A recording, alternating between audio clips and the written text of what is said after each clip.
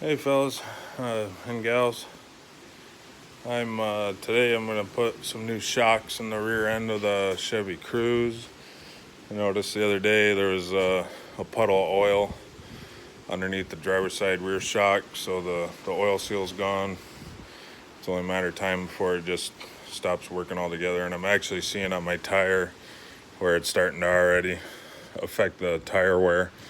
The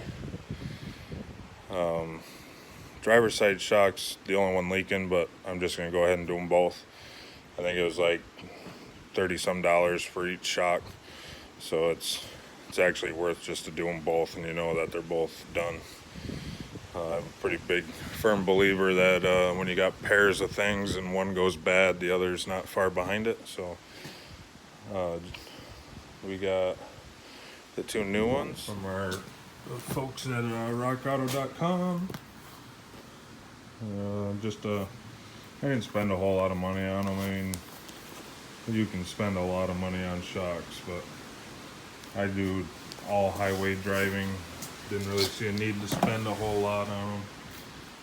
And really, for 20 bucks a piece, if I get 2-3 years out of them, they pay for themselves. But the problem with a bad shock, and why you don't want to ignore it, is you can see where the center tread on this tire is starting to wear funny. Like it's harsh. You can still see the snipes there, but then here you can't, and then here you can. The rest of the tire is wearing pretty even. That's from going down the road, that shock not having the strength anymore to hold that tire firm against the ground. It's doing this, and it's just starting to wear it. And before the naysayers say it's a alignment issue or anything like that, we'll come around here and I'll show you that this tire is starting to get the same type of deal going on. Right there, it's nowhere near as bad as the other side. So I'm pretty confident that's telling me that this shock is also getting weak. In the front, it's gonna be hard to see because I don't have it jacked up, but now we'll go over to this side. Front tires, spotless. And it's almost time to replace these tires anyway. They're just about down to the wear bars. For those that don't know what wear bars are, it's easier to see on this tire. So this right here, these little bars that run across, that's your wear bar. When you get down to that point, you want new tires. Start thinking about it anyway. These, I think before snowfall, I'll replace them, get something newer all season. But anyway, I got the break your lug nuts loose with the car on the ground. Sometimes park and brake will hold it, sometimes it won't. Especially on the front, if you're doing it on a front wheel drive car or really light duty truck, break it loose with the weight of the car or truck on the ground. You don't want to put any extra stress on CV joints. You can break them. So you break those loose.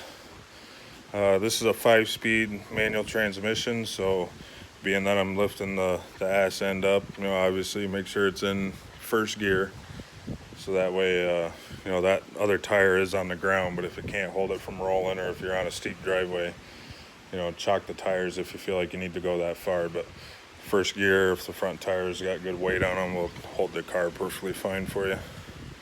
Anyway, I'm gonna get this tire off, and then we'll see what it looks like. So yeah, you can see all the oil. I'd be surprised if that shock has any oil left in it. You can see where it's, that big puddle's the one I noticed the other day. So if you have oil leaking from that back of your car, it's a shock. There's no, unless it's a brake line, but look, but odds are it's going to be a shock that's leaking. And when it gets to that point, just plan on changing them, because you don't want it to get to the point where it's chewing your tire up or causing issues with stability on the road. Relatively easy. So we're going to pull those two bolts out, look to be probably 3/4 if I had to guess. Could be metric, but most of the things on this car have been standard. And then one main bolt right there, looks to be about the same size. So I'll get it popped out. Alright, so I got the shock out. I ended up, that bottom bolt was pretty tight, so I put the car on a jack stand, used my jack to support the axle. I had to get under here with a big ratchet and a cheater pipe and bust it loose. But yeah, this thing's toast. So I'm hoping I can get that nut off and reuse this bracket. You can buy them with the whole bracket and everything, but honestly, there's nothing wrong with this bracket. It's just whether or not how much, or I should say, it'll come off. It's just how much effort. You know, if it's not worth it to you to mess with it, I think the bracket mounted on the shock all ready to go is just, you know, probably $25–30 more. The dust cover, that'll go on the new shock. So I got my new one right here. Same thing. This has just got some packaging on it, so push it down, get that off. So see, it's got a new nut and everything. So as long as I can get that nut off, which I will, whether I have to heat it up with the torch or cut it, whatever I got to do. But to me, it wasn't worth the extra money for that piece of aluminum bracket. And that's most likely why it's rusted up so bad, is you got steel on aluminum, and the oxidation and the chemical reaction that occurs is just no good. But yeah, so it came out pretty easy, pretty simple. I'll get this hardware switched over and we'll put it back in. So that nut came right off. All I did was get a pair of small channel lock or vice grips. Just grab the shaft of the shock to hold it from turning. Put an impact on there with a 5/8 socket. Rattled right off. And yeah, like I said, that's moving way too easy. There's hardly any juice left in that thing. So once you get that nut off, take that aluminum bracket off. I kind of just knocked the dirt off it with a wire brush. This dust cover, once you have the bracket off and the nut, this just slides right off the top, and then it'll seat. You just got to kind of push it. Can't really do it with the phone in my hand, but push it up into that recess. Actually, let's try it over here. So, just pop it up in there like that, and then there you go. So it's ready to go back in the car. The bracket, doesn't matter what position it's in, so the rod will swivel inside the shock. So just line your bolt holes up, turn it till your bottom one lines up with your bracket on the bottom, and slap it back in. That's about it for this, other than just putting the tire back on. And then, like I said, this one was leaking. The other one's not leaking, but I'm gonna go ahead and do it since I have all the tools.